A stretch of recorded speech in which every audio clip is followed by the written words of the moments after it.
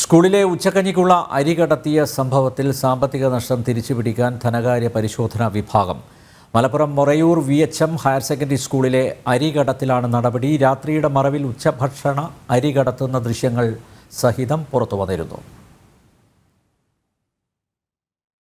സ്കൂളിലെ ഉച്ചക്കഞ്ഞിക്കുള്ള അരി കടത്തിയ സംഭവത്തിൽ സാമ്പത്തിക നഷ്ടം തിരിച്ചുപിടിക്കാനൊരുങ്ങുകയാണ് ധനകാര്യ വകുപ്പ്.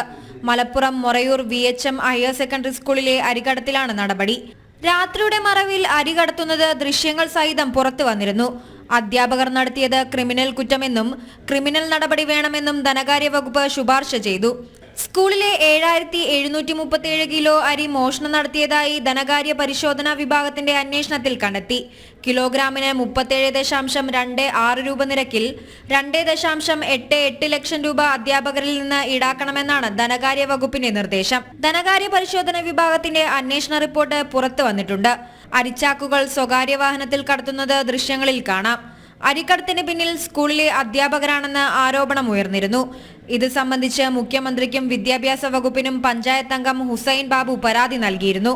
നേരത്തെ ഈ സംഭവം പ്രധാന അധ്യാപകരടക്കമുള്ള സ്കൂൾ അധികൃതരുടെ ശ്രദ്ധയിൽപ്പെടുത്തിയിട്ടും വീണ്ടും അരിക്കടത്ത് നടത്തിയെന്നായിരുന്നു ഹുസൈൻ ബാബുവിന്റെ ആരോപണം.